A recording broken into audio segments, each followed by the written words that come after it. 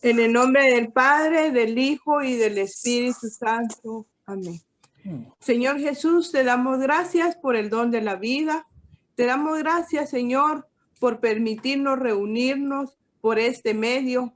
Sabemos, Señor, de que tú nos amas y que nos invitas cada día a escuchar tu palabra. Hoy te pido, Señor, de que bendigas a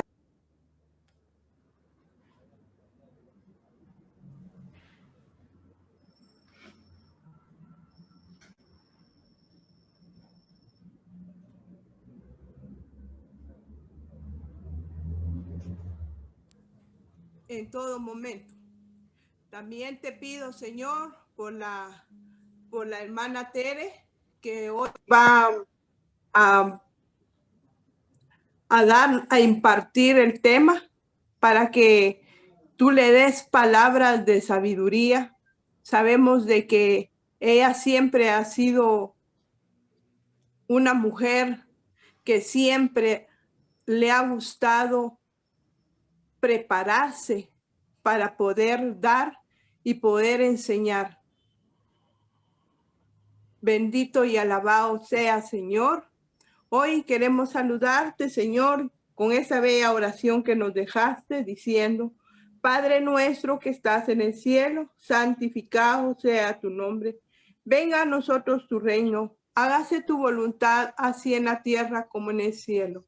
Danos hoy nuestro pan de cada día. Perdona nuestras ofensas, como también nosotros perdonamos a los que nos ofenden. No nos dejes caer en tentación y líbranos de mal. Amén.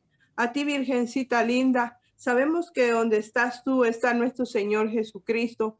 También queremos saludarte con esa bella oración que un día el ángel Gabriel te dijera diciéndote: Dios te salve María, llena eres de gracia, el Señor es contigo.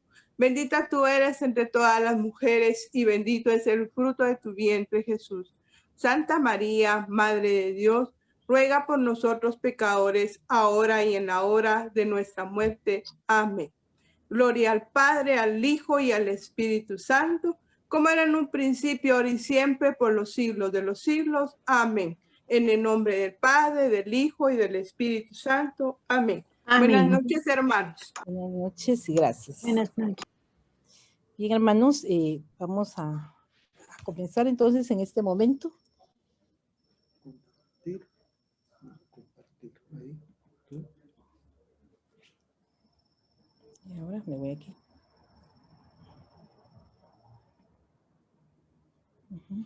Creo que no lo van a ver. ¿Ahí? ¿No? Ahí, velo. Ahí está. Pregúntale. Hermanos, quisiera preguntarles si logran ver el documento. Sí, señor Tere. Sí, se ve claro. Muy Sí, bien. sí, se mira, sí se ve. Muy bien. Bueno, entonces el tema de hoy es la edad patrística de la eclesiología. El Concilio Vaticano II se propuso volver a las fuentes. Sabemos que el Concilio Vaticano II se realizó del año de 1962 a 1965 y que fue un concilio que fue bastante eclesiológico porque encontramos varios documentos que nos hablan sobre el ser y el hacer de la iglesia. En un mundo donde hay muchos retos, entonces dice acá, ¿verdad?, de que se propuso volver a las fuentes. ¿Y cuáles son las fuentes? A la Sagrada Escritura y a la tradición de la iglesia. Concretamente a los padres, sujetos privilegiados de esa tradición. El pensamiento de los padres nos ha llegado también por medio de los teólogos contemporáneos. Los padres de la iglesia no tienen una eclesiología sistemática, sencillamente la viven en su contexto histórico y cultural. Ellos aplican lo que es el Nuevo Testamento. Por eso dice que es más adelante, a lo largo de los siglos, cuando el pensamiento eclesiológico se va sistematizando para su vivencia de la iglesia.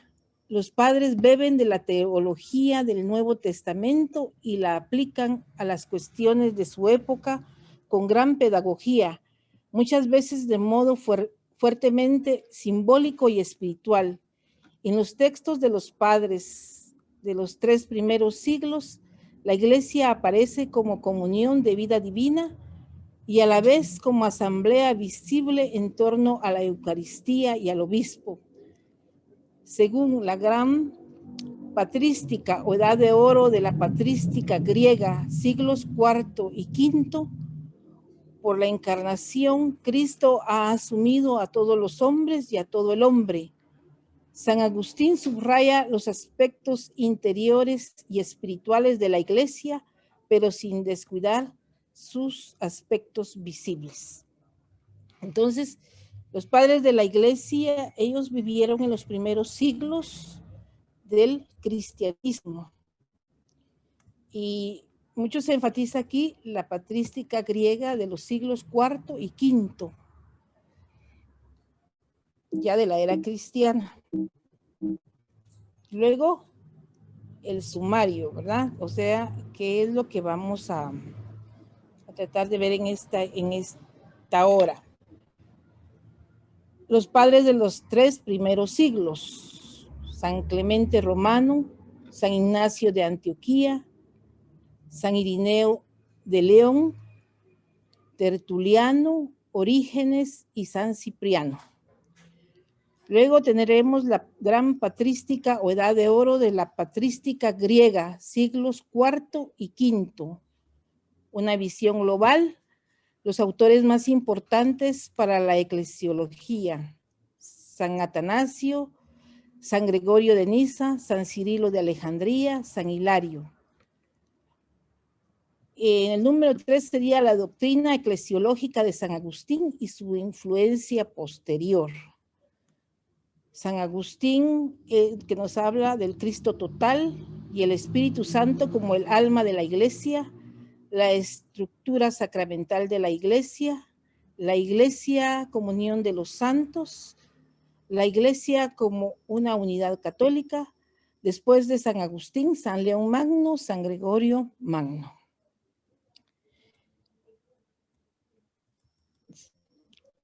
Los padres de los 3 primeros siglos, o sea, de los 3 primeros siglos del cristianismo.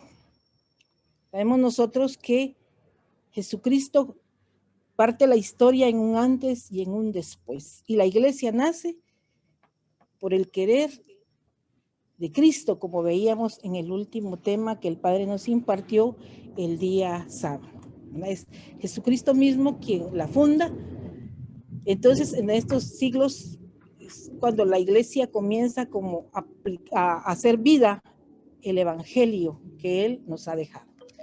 De los padres de los 3 primeros siglos. Nos centramos en los autores principales para la eclesiología. En primer lugar, 3 grandes padres: San Clemente, San Ignacio y San Irineo.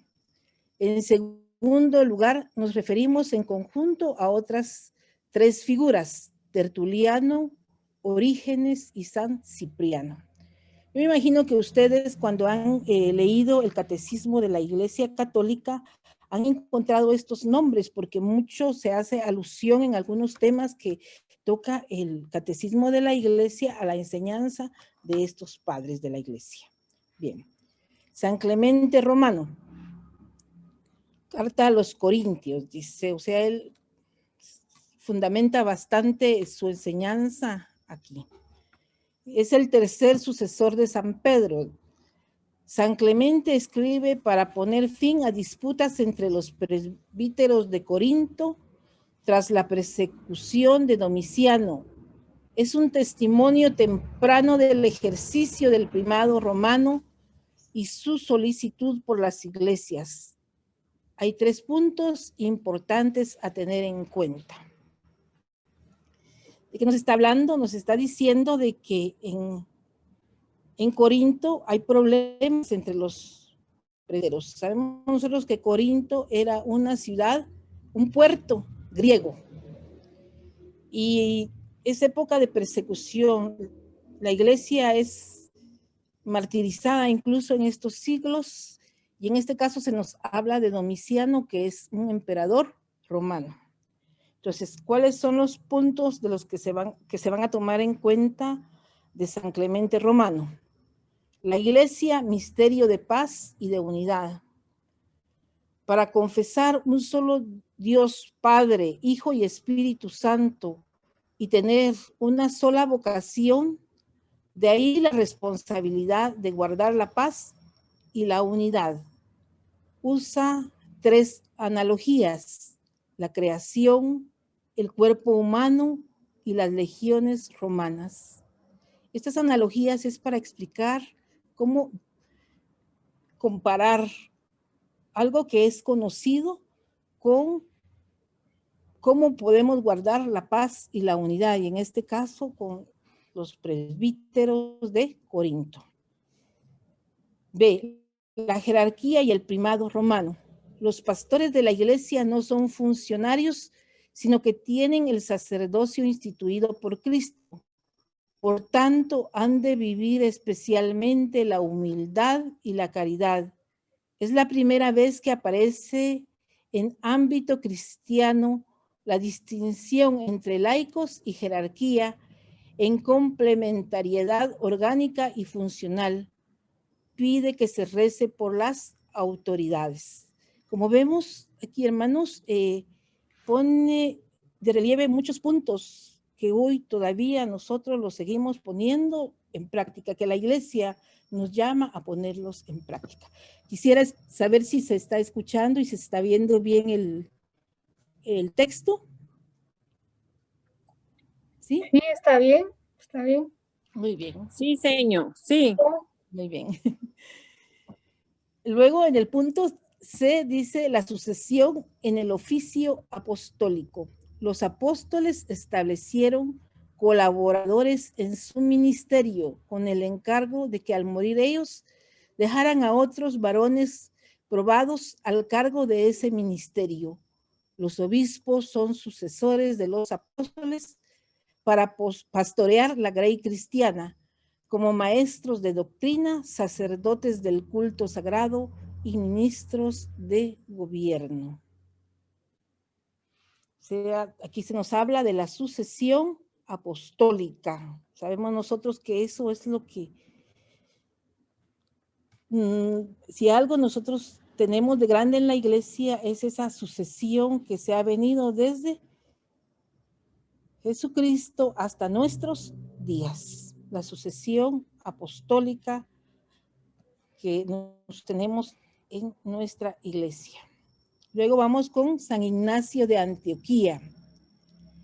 Tercer obispo de Antioquía, San Ignacio considera a la iglesia como misterio de unidad o de ágape, con aspectos visibles e invisibles, corporales y espirituales. La unión con Cristo se refleja en el nihil sine episcopo, que quiere decir nada sin el obispo. ¿Cómo considera él a la iglesia? Como un misterio de unidad o de ágape. Es decir, ¿qué es el ágape, hermanos? Sabemos que el ágape es una comida fraternal de carácter religioso entre los cristianos para estrechar los lazos de unidad. Y así considera él la iglesia. Y también destaca mucho esta unidad con el obispo. Dice, la iglesia como misterio de unidad visible a través del obispo contra los docetas que negaban la real humanidad de Cristo y la estructura visible de la iglesia.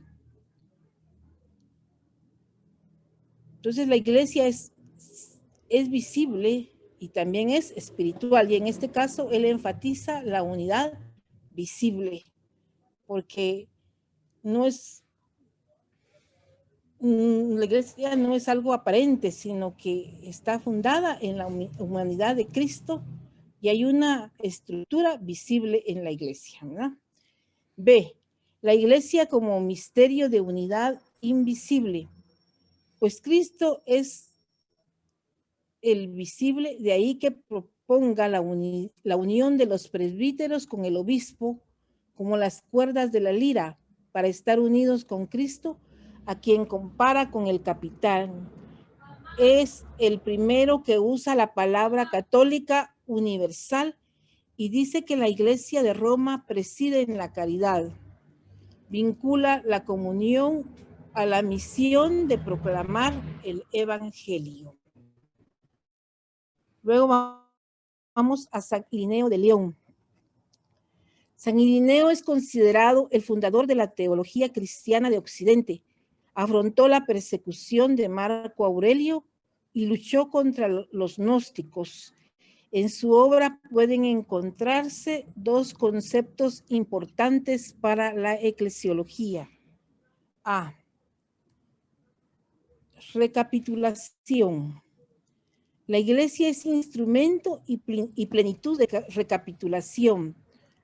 Poner bajo la cabeza, poner bajo la cabeza, dice, o sea, de todos los hombres en Cristo. ¿Quién es la cabeza de la iglesia? Es Cristo, ¿verdad? Él es el que preside y nosotros somos su cuerpo. Eso es lo que quiere decir aquí. Entonces, la iglesia es instrumento y plenitud de recapitulación de todos los hombres en Cristo como segundo Adán, a partir de las cartas paulinas de la cautividad y por obra del Espíritu Santo. Irineo se opone a las herejías que niegan la verdadera humanidad de Cristo. Esta recapitulación solo será plena al final de la historia, al introducirnos en la vida íntima de Dios. Sabemos nosotros que, como hoy también, al principio del cristianismo hubo varias herejías, y una de estas era el negar la verdadera humanidad de Cristo. Y nosotros sabemos que en Jesucristo hay dos naturalezas, una divina y una humana. Tradición, de tradere, entregar o transmitir. Subraya la sucesión apostólica. Sigue la línea de San Ignacio de Antioquía. La iglesia es misterio de encarnación y su garantía. La tradición vivificada por el Espíritu Santo es la unión con los obispos sucesores de los apóstoles. Así se llega a la verdadera gnosis o sabiduría que procede de la fuente del cuerpo de Cristo, mientras que San Ignacio subraya la dimensión vertical de la jerarquía, vinculación con Cristo. San Irineo subraya la dimensión horizontal o histórica, sucesión apostólica. Y la regla de fe, el credo, también para los sencillos contra los gnósticos. San Irineo atestigua que por medio de aquellos fueron instituidos por los apóstoles, obispos y sucesores suyos hasta nosotros. Se manifiesta y se conserva la tradición apostólica en todo el mundo. Ahora vamos a ver a Tertuliano, Orígenes y San Cipriano. Estos tres padres hacen aportaciones más puntuales o menos desarrolladas a la eclesiología. Tertuliano, un jurista y polemista, defiende la tradición unida a la sucesión apostólica. Al final de su vida se adhiere al montanismo, un tipo de profetismo heterodoxo. Se refiere a la iglesia como madre, aunque no es el iniciador de este uso. Luego aparece el documento donde se encuentra esto que decíamos. Orígenes es el primer gran teólogo alejandrino, no propiamente un padre de la iglesia a causa de algunas ideas puntuales ambiguas o heterodoxas. Apunta tres cuestiones: la iglesia como realidad visible y estructurada por la jerarquía, A la vez es una realidad invisible desde antes de la creación, y la verdadera iglesia es la del cielo. Recoge el sacerdocio común de los cristianos, de la que nos habla San Pedro en su primera carta. No habla del primado romano. Tiene algún punto menos claro. Exige la santidad para la eficacia del ministerio sagrado. San Cipriano, hombre de acción, insiste en el sentido de la iglesia, el amor y la unidad con ella, unidad que procede de la Trinidad y desemboca en la unidad de las iglesias locales con la iglesia universal. Esta unidad acontece sobre todo a través de la Eucaristía y de los obispos, que son como una representación de la iglesia. Va más allá de una teología del obispo local, San Ignacio. Eso era lo que decía San Ignacio, ¿verdad? Enfatizaba mucho lo del obispado local. En la línea de una teología del episcopado como cuerpo uno e indivisible. En definitiva, en los textos de los padres del siglo III, la iglesia aparece como comunión de vida divina y a la vez como asamblea visible en torno a la Eucaristía y al obispo. Este sería el resumen de todo lo que ellos, todos los padres del siglo III aportan a la eclesiología, y cómo su vivencia también de iglesia se fundamenta en la comunión con lo que es la Trinidad, y a la vez nos dicen que la iglesia es una asamblea visible en torno a la Eucaristía y al obispo, porque donde se hace visible la iglesia es cuando nos reunimos en asamblea eucarística. Ahora veamos lo que es la gran patrística o edad de oro de la patrística griega. A los padres de la iglesia griegos. Mostraremos primero una visión de conjunto de esta época para pasar después a señalar sintéticamente el pensamiento de los autores más importantes. ¿Cuál es la visión global? La teología de los padres griegos de los siglos IV y V es fundamentalmente cristológica. Por la encarnación, Cristo ha asumido a todos los hombres y a todo el hombre. En eclesiología pueden destacarse los puntos siguientes. La iglesia es culminación de la encarnación, que ya es salvación. El nombre de Jesús. Sabemos nosotros que el Jesús es un nombre que significa Dios salva. La salvación es divinización. El misterio de la iglesia es continuación del misterio de Cristo.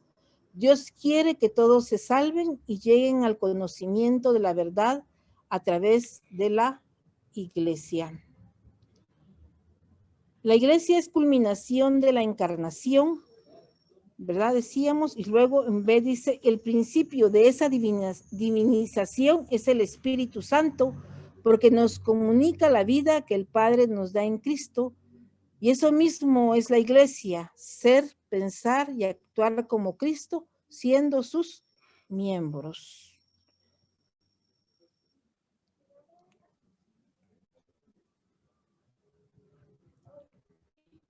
Carácter universal de la obra salvífica de Cristo. A partir de San Pablo, Cristo nuevo Adán, San Pablo así dice, ¿verdad? Que Cristo es nuevo Adán, y San Irineo, recapitulación. Los padres griegos sistematizaron esta doctrina que llega al Concilio Vaticano II. El Hijo de Dios con su encarnación se ha unido en cierto modo con todo hombre. Esto nos lo dice la Constitución que encontramos en el Concilio Vaticano II, que es la Constitución Pastoral sobre la Iglesia en el mundo actual. Esas son las siglas y está en el numeral 22. como que nos dice, el Hijo de Dios con su encarnación se ha unido en cierto modo con todo hombre. O sea, la doctrina de este Santo Padre llega y la retoma el Concilio Vaticano II, en la Gaudium et Spes también, como se le llaman, o sea, la Iglesia en el mundo actual. No desarrollaron el aspecto visible, institucional y jurídico de la Iglesia y por tanto no tienen una eclesiología sistemática como los anteriores.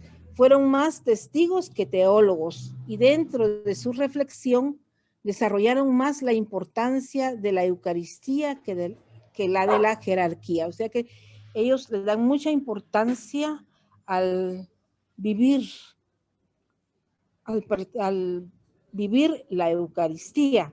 En realidad, su testimonio es un testimonio de vida.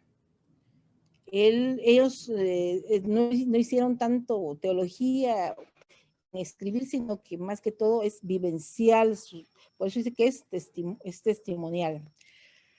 Los autores más importantes para la eclesiología. Como autores más importantes nos centramos en 4, San Atanasio, San Gregorio de Niza, San Cirilo y San Hilario.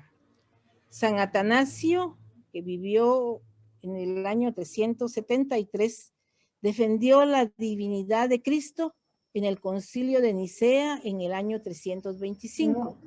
Como consecuencia, subrayó que en Cristo estaba la vida verdadera y su humanidad incluía ya toda la Iglesia, la vida plena.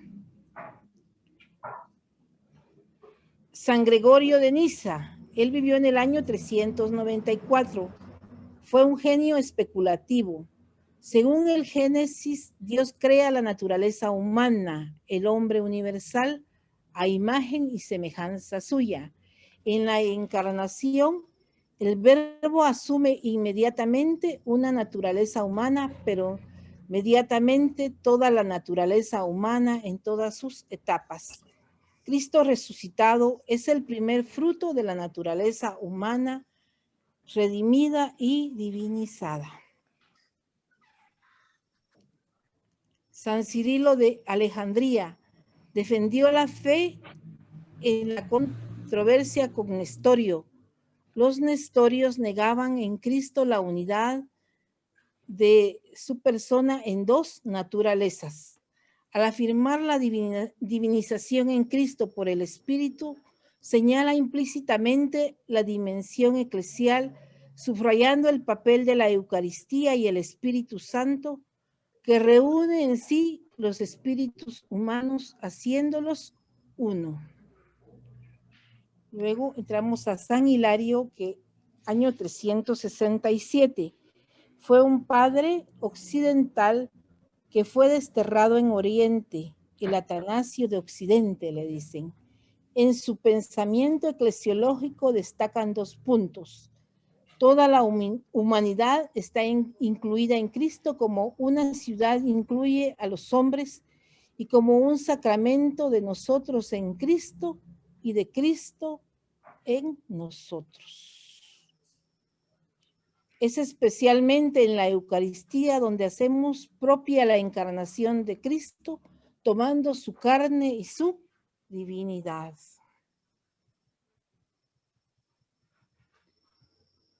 Luego entraríamos a lo que es la doctrina eclesiológica de San Agustín y su influencia posterior.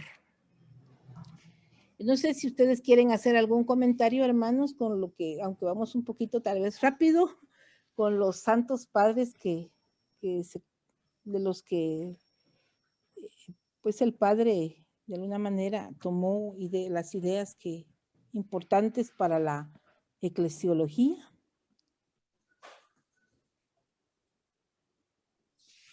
¿Qué es lo que les ha llamado más la atención de lo que hemos leído, aunque tal vez es bastante, pero enfatizan mucho si ustedes ven, enfatizan mucho los padres de la Iglesia, la unidad, la paz. También la humanidad de Cristo, sus dos naturalezas, la naturaleza humana, la naturaleza divina, y cómo la iglesia es visible y es espiritual. Es espiritual porque en ella está el Padre, el Hijo y el Espíritu Santo, pero también es visible sobre todo cuando nos reunimos en la asamblea eucarística. Yo creo que esto ellos yo diría que es lo que ellos han enfatizado, cada uno de ellos, sobre todo se oponen a tantas herejías que surgieron en aquel momento, en donde algunas negaban la naturaleza divina, otros enfatizaban su naturaleza humana, o sea, hubo muchas herejías en ese momento, y ellos dejan muy claro, ¿verdad?, que en Cristo hay dos naturalezas, y que la iglesia, además de que es espiritual, es visible, porque la formamos todos los bautizados, ¿verdad? Y sobre todo, la importancia de la Eucaristía, donde se reúne la iglesia local. Bien. Ahora pasaríamos a la doctrina eclesiológica de San Agustín y su influencia posterior. San Agustín, en el año 430. ¿Quién es San Agustín? Yo creo que de San Agustín hemos tal vez escuchado un poquito más, ¿sí? San Agustín de Hipona. Recordemos que es muy conocido, ¿verdad?, que fue un hombre que al principio de su vida pues vivió una vida así muy agitada, y que la oración de su madre Santa Mónica lo llevó a una conversión así que de 360 grados, inició una vida nueva, y realmente su teología es tan importante para nosotros como la es de los otros padres de la iglesia. Él vivió en los primeros siglos también del cristianismo, ¿verdad? Dice la doctrina eclesiológica de San Agustín y su influencia posterior. San Agustín es referencia para toda la teología y especialmente para la eclesiología. Si bien no tiene una eclesiología sistemática y distinta como tal, pues considera a la iglesia como el misterio que Dios ha querido para unirnos a Él. O sea, San Agustín dice de que la iglesia ha sido querida por Dios. ¿Para qué? Para que nosotros nos unamos a Él. En general, dice, subraya los aspectos interiores y espirituales de la iglesia, sobre todo la gracia, pero sin descuidar sus aspectos visibles. En su lucha contra los pelagianos, sitúa el misterio de la iglesia en el marco de la teología de los Adanes, subrayando que en Cristo está la humanidad redimida, que es la iglesia. En este contexto cabe destacar los siguientes puntos: el Cristo total, cabeza y cuerpo, y el Espíritu Santo como el alma de la iglesia. Esto del Cristo total, sabemos que San Pablo también en sus escritos nos habla, ¿verdad?, de que la iglesia es el cuerpo de Cristo, y Cristo es la cabeza. Y el alma, dice San Agustín, muy bien lo dice aquí, ¿verdad? Y dice también que el alma de la iglesia es el Espíritu Santo. ¿Qué hace el Espíritu Santo? Es el que le da vida, el que la va animando, el que la va guiando. Entonces, la iglesia no puede ser total si le falta el cuerpo, si le falta la cabeza, ¿verdad? Dice, a partir del pensamiento de San Pablo, San Agustín desarrolla la comprensión de Cristo como un solo sujeto al que pertenece la iglesia. Contra Ticonio Donatista, que quien decía que la iglesia pertenece al diablo. Ustedes saben que esta problemática de mucha oposición a la iglesia siempre ha existido, ¿verdad? Nosotros también nos podemos dar cuenta cuántas cosas se dicen en contra de la iglesia. Y la iglesia es una institución que no nace porque algunos hombres quisieron reunirse para que fueran mejor las cosas. No, la iglesia está en el querer de Dios. Eso va a ser un tema posterior. Pero sí se subraya mucho, por ejemplo, en algunos, bueno, ahora también en América Latina, ¿verdad? Porque ustedes saben que hemos entrado en un momento bastante crítico en cuanto a la fe. Y muchas personas dicen creer en Jesús, pero no creer en la iglesia, ¿no? Dicen Cristo sí, iglesia no, pero no es así, ¿verdad? Cristo sí, porque iglesia sí. Dice, y vemos, ¿verdad? Toda la crítica, todo lo que se hace en contra de la iglesia, ¿sí? Recordemos los Hechos de los Apóstoles, el encuentro de San Pablo con Cristo, ¿verdad? ¿Por qué me persigues? Le dice el Señor, ¿verdad? O sea, Cristo se identifica con su iglesia. Bien. Dice, la iglesia forma con Cristo como una sola persona asumida por él místicamente, aspecto que se puede encontrar más desarrollado en Santo Tomás de Aquino. Santo Tomás de Aquino, pues es posterior, ¿verdad? Pero es un gran teólogo que también nos ha dejado sus Pero ¿qué es enseñanzas. lo que se machuca y después no lo sé? ¿Perdón? No. Nos hemos convertido en Cristo. En efecto, si Él es la cabeza, nosotros somos sus miembros. El hombre total es Él y nosotros. Quien nos une en Cristo es el Espíritu Santo, que es como el alma de la iglesia. ¿Sí? Entonces, aquí se enfatiza, ¿verdad? La iglesia como cuerpo de Cristo. Cristo la cabeza y nosotros los miembros de su cuerpo. Y el Espíritu Santo, que es el alma de la iglesia. La iglesia, dice, es pueblo de Dios y casa de Dios. Recuerdan que el Padre hablaba el sábado de que Israel es el antiguo pueblo de Dios. Nosotros, la iglesia, somos el nuevo pueblo de Dios, adquirido por la sangre de Jesucristo. Es a la vez cuerpo de Cristo por la Eucaristía. Esto se manifiesta en que Cristo ora por nosotros, ora en nosotros. Nosotros oramos a Él. Él ora por nosotros como sacerdote. Ora en nosotros como nuestra cabeza y nosotros oramos a Él como a nuestro Dios. Por tanto, reconocemos en Él nuestra voz y la suya en nosotros. Miren qué enseñanza más grande, ¿verdad? Esta unidad que hay entre Cristo y nosotros, que Él ora en nosotros y nosotros oramos a Él, dice. Y al orar Él por nosotros, Él ejerce su sacerdocio.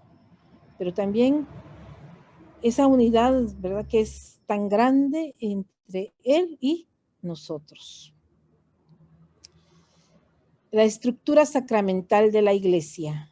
En el plano visible, la iglesia está por los sacramentos que tienen por centro la Eucaristía. Entonces, en la iglesia encontramos 7 sacramentos, pero la iglesia misma es sacramento, ¿sí? Decía el Padre, y eso va a ser un tema posterior. ¿Y qué son los sacramentos? Son esos signos visibles que nos dan la gracia. Pero dice aquí, ¿verdad?, que el centro es la Eucaristía. Todos los sacramentos son importantes porque todos son un encuentro con el mismo Jesucristo. Pero alrededor de la iglesia giran todos los demás sacramentos, ¿sí? Porque el sacramento de la Eucaristía nosotros no lo recibimos tampoco una sola vez, ¿verdad? Lo vamos, como el bautismo. la confirmación, el orden sacerdotal, el matrimonio. Bueno, el matrimonio, si la gente enviuda, ¿verdad? De repente que se vuelve a casar. Pero no, la Eucaristía es, podemos nosotros participar diariamente incluso, ¿verdad? En nuestra Eucaristía. Entonces, en el plano visible dice, la iglesia está por los sacramentos que tienen por centro la Eucaristía. Entonces, en la iglesia hay una estructura sacramental. Para formar un cuerpo con Cristo se necesita tomar el cuerpo sacramental de Cristo, que es la Eucaristía. Decíamos que donde se manifiesta sobre todo la iglesia, donde se pone en evidencia que somos iglesia, es en la asamblea eucarística, cuando nosotros nos reunimos para la Santa Misa, ¿no? Ese es un plano visible de la iglesia por, ahí sí que, ¿qué decirle? Es algo tan grande, ¿verdad? Pero ahí es donde se manifiesta plenamente la iglesia. Cristo es el gran misterio o sacramento del Padre. Eso lo encontramos en el Catecismo de la Iglesia en el numeral 774. De la sacramentalidad de la Iglesia que luego desarrollará Tomás y en el siglo XX redescubrirá el Concilio Vaticano II. La Iglesia es sacramento, es el gran sacramento, ¿verdad? ¿Por qué? Porque es aquí es donde nosotros nos unimos a Cristo y es ese cuerpo visible también. Al comulgar, dice, al comulgar la Eucaristía crecemos en la comunión de la iglesia. En este sentido, y dice, al comulgar la Eucaristía crecemos en la comunión de la iglesia y todo gracias al sacramento del orden. Bueno, porque si no hay sacerdotes, no hay Eucaristía, ¿verdad? Por eso a nosotros se nos pide orar mucho, pedir mucho por todos los consagrados que han recibido el orden del sacerdocio, porque si no hay sacerdotes, hermanos, no hay Eucaristía, ¿verdad? Y sí que eso todos lo sabemos y por eso también nosotros también tenemos que siempre rezar y pedir por todos los sacerdotes, por los sacerdotes jóvenes, por los ancianos, por los enfermos, por aquellos que nos han confesado, de quienes hemos recibido tantas veces nuestros sacramentos, ¿no? La iglesia es comunión de los santos, dice. La iglesia es la ciudad de Dios que camina ahora mezclada con la ciudad de los hombres, pero también simultáneamente está en el cielo.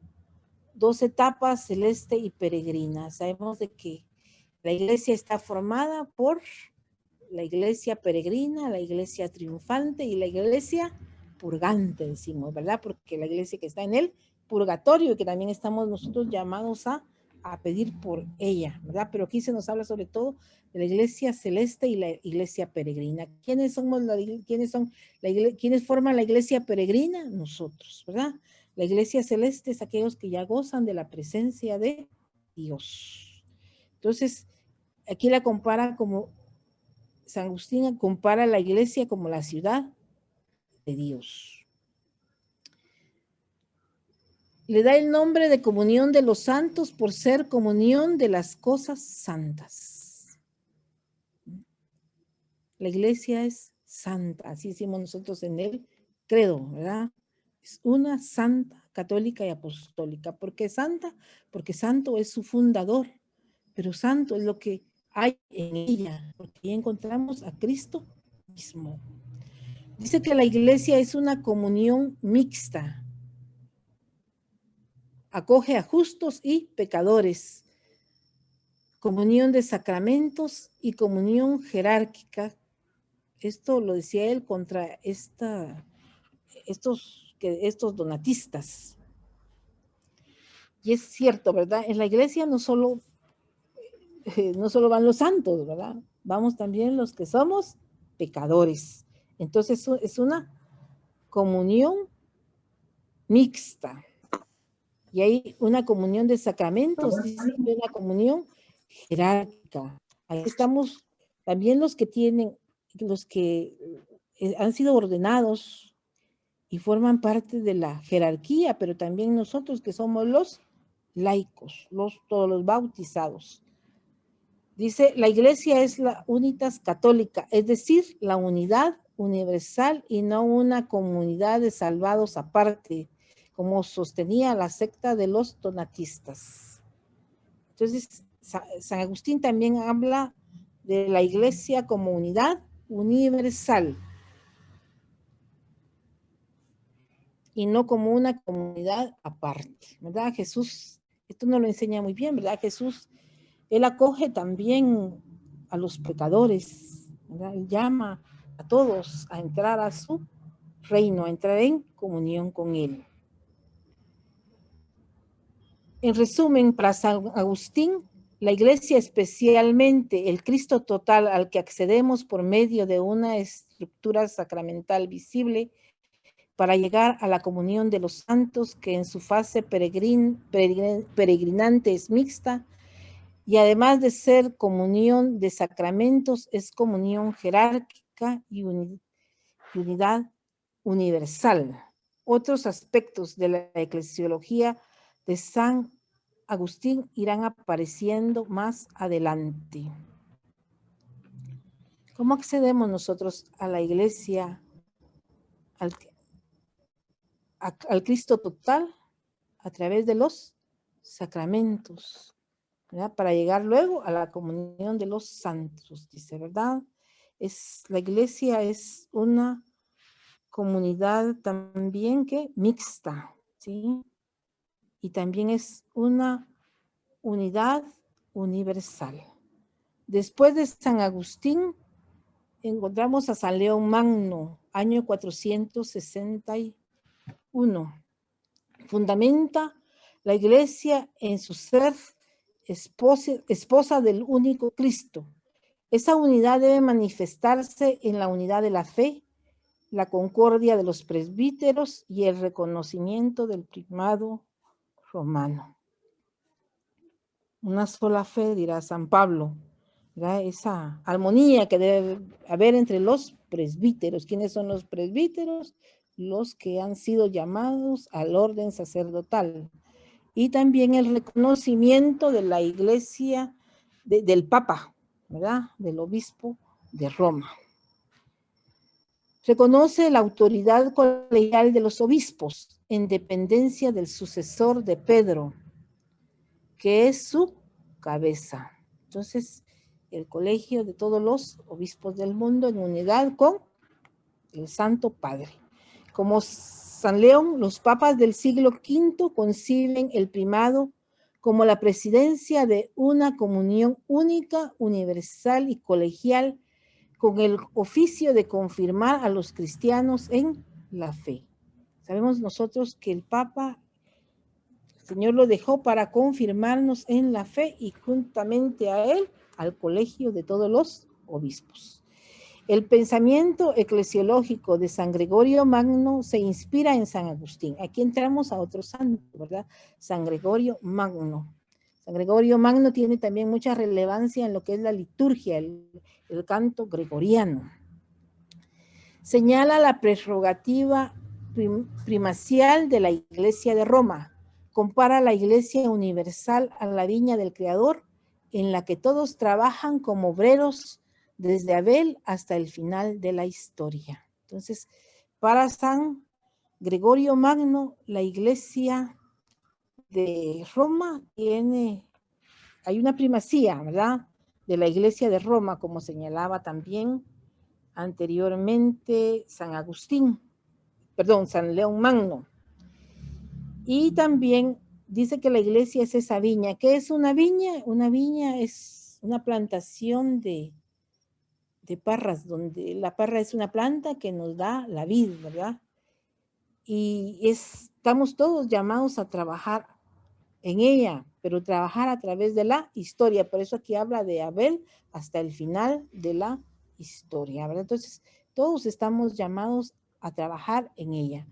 La iglesia es ahora comunión de sacramentos y será comunión de los santos, sobre todo en el cielo, aunque la santidad es también una nota característica de su etapa terrena. Estamos llamados a la santidad desde acá, ¿verdad? Eso es lo que dice San Gregorio Magno. Comunión de sacramentos y comunión de los santos en el cielo, pero santidad que debemos nosotros de iniciar aquí y ahora.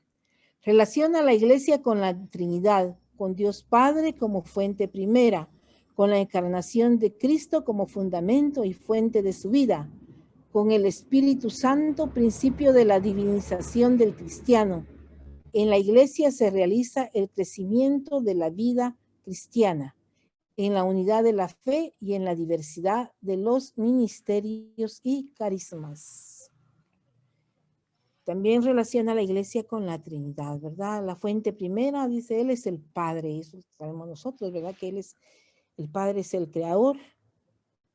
Y Cristo, pues en Cristo tiene su fundamento la iglesia que la funda y el Espíritu Santo que es el que nos santifica. Es en la iglesia donde nosotros también crecemos como cristianos, por la unidad de la fe y la diversidad de los ministerios, o sea, los servicios que se hacen y los carismas que el Señor nos va dando. Bien, hermanos, se nos fue casi la hora, casi solo leímos. No sé, quisiera escuchar algún comentario o que ustedes dijeran algo, no sé qué.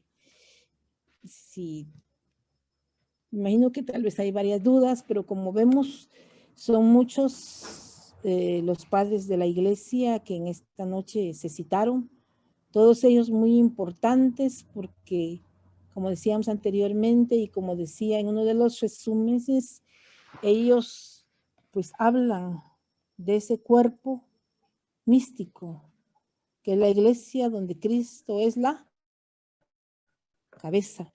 Nos llaman a la unidad, nos llaman a vivir los sacramentos, a vivir la santidad, a trabajar en la iglesia, a que también vivamos sobre todo nuestras Eucaristías.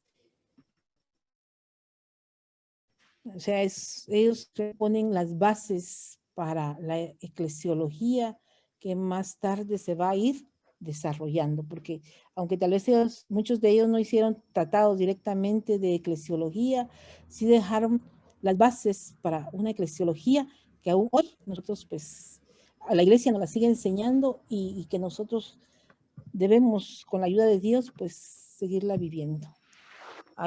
¿Quisiera escuchar algún comentario, hermanos? Tere, buenas noches. Buenas noches, sí. Buenas noches, hermanos.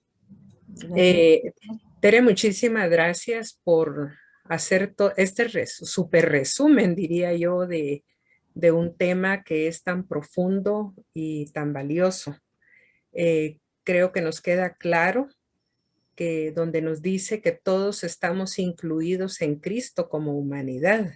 Dice humanidad, no dice israelitas, no dice guatemaltecos, etcétera. Y partiendo de lo que se conocía del mundo en aquel entonces. Yo creo que esto es muy valioso, sentirnos parte de ese cuerpo de la iglesia, donde la cabeza es Cristo, como usted bien lo ha remarcado, y la importancia de la Eucaristía, de los sacramentos en nuestra vida. Creo que hablo en lo personal, pues yo he estado sirviendo en liturgia en la Merced, pero cuando uno empieza a paladear y a valorar estos temas, dice uno, estoy en pañales. Y yo creo que el objetivo se está cumpliendo, de poder formarnos y de poder tener una mejor respuesta a tantas interrogantes personales y de algunos hermanos que se nos acercan. Muchas gracias por eso, Tere. Y por otro lado, yo no estuve en las 2 clases anteriores, pero no sé si este material se está enviando vía correo electrónico. Entonces yo estuve tomándole fotos para no perderme detalle de todo este documento, pero no sé si se va a enviar vía correo no sé qué indicaciones han dado, Tere. Sí, fíjese que el padre, una de las cosas, porque el padre es el que imparte el curso, Ujú. él una de las recomendaciones que dio fue que se leyera del Concilio Vaticano una constitución, bueno, Ah, sí, sí. sí, ajá, la Ujú. Lumen Gentium, ¿sí? Sí. Ujú. Del Concilio Vaticano II, Ajá. que es una fuente muy válida para este curso de eclesiología, ¿verdad? Ujú. Y también mencionó alguna bibliografía, ¿verdad? Tal vez más adelante se les va a volver a, yo ahorita no tengo aquí el programa, Ah, bueno. pero podría ser que más adelante se le dé se le dé alguna bibliografía. Incluso algunos hermanos en la última clase le hablaban de un folletito que nosotros usamos en el centro de formación, pero yo incluso ese día le dije que mejor lo consultaran con el padre sobre eclesiología, pueblo de Dios, del sínodo arquidiocesano, aunque ya Ujú. sus añitos, ¿verdad? Creo que es Sí. 1986. Es posible que usted lo tenga, no sé, o tal vez le sea, porque ahorita yo no sé si lo han vuelto a editar, pero el padre decía que también lo podíamos usar, ¿verdad? Pero Ujú. sobre todo la recomendación es esta, ¿verdad? Leer ese documento del Concilio Vaticano II, que es bastante iluminador para el Ujú. curso de eclesiología, ¿verdad? Ya. Porque, Pues yo solo agregar, Tere, que independientemente de esos documentos que ya se han asignado, pues yo encuentro aquí una guía muy valiosa de la cual ya podemos remitirnos a las fuentes directas, ¿verdad? Porque veo la estructura que tiene no permite distracción ni que nos perdamos. Entonces, solo como sugerencia diría yo eso, que independientemente de los documentos a los que nos han referido, que pudieran mandarnos este valioso material, si es posible, ¿verdad? muy bien, Gracias, Tere. vaya feliz para servirle. Bueno, hermanos, bueno, entonces concluimos, creo yo, ¿verdad? Con una vista así muy general de los santos padres de la iglesia que dejaron estas bases tan grandes para que nosotros como iglesia hoy, en este tiempo, pues podamos también hacer la vida, ¿verdad? Vivir la unidad, vivir nuestros sacramentos, sobre todo la Eucaristía, vivir ese primado del Papa, ¿verdad? Estar unidos a nuestros sacerdotes y con ellos también a nuestro obispo, ¿verdad? Nosotros no podemos ir por un lado y por otro, sino que tenemos que mantener esa unidad querida por Cristo. Así, hermanos, de que vamos a hacer nuestra oración final. Buenas noches, Sí, buenas noches. hermana Tere. Sí, Buenas noches. Solo para acá decirle al señor Flori y a los demás hermanos, hay un canal en YouTube que se llama Centro de Formación Pastoral y ahí me imagino yo que el administrador es el que manda los videos, las clases grabadas. Entonces ahí está para que reforcemos. Yo los he estado volviendo a escuchar y recapitulando lo que nos ha enseñado el padre en las dos clases anteriores. Muy muchas bien. gracias. Gracias. Gracias. Gracias, hermana, por hacer referencia a esto, a esta posibilidad que hay, ¿verdad? Para poder nuevamente ver la clase. Bueno, entonces vamos a dar por finalizado y lo vamos a hacer en el nombre del Padre, del Hijo, del Espíritu Santo. Amén. Amén. Señor, te damos gracias por este momento que nos has permitido unirnos. Señor, que lo que hemos hoy, Señor, compartido nos sirva para vivir en la unidad que tú siempre has querido en nosotros. Unidad entre nosotros y unidad contigo, Señor. Que el pensamiento, la vivencia de estos hombres santos que dejaron tanto para la posteridad de la iglesia y que nos enseñan cómo ser iglesia hoy, nos ayude también a nosotros a vivir en comunión y en tu amor. A ti, Virgen Santísima, te suplicamos que siempre intercedas por nosotros, tú que eres nuestra madre, que eres la madre de Dios, pero también eres la madre de la iglesia. Juntos te decimos, Dios te salve María, llena eres de gracia, el Señor es contigo. Bendita eres entre todas las mujeres y bendito es el fruto de tu vientre, Jesús. Santa María, Madre de Dios, ruega por nosotros pecadores, ahora y en la hora de nuestra muerte. Amén. Gloria al Padre, al Hijo y al Espíritu Santo, como era en el principio, ahora y siempre, por los siglos de los siglos. Amén. Infinitamente sea alabado mi Jesús sacramentado. Infinitamente sea alabado Mi Jesús sacramentado. infinitamente sea alabado Mi Jesús sacramentado. en el nombre del Padre, del Hijo Hijo y del Espíritu Santo. Amén. Amén. Amén.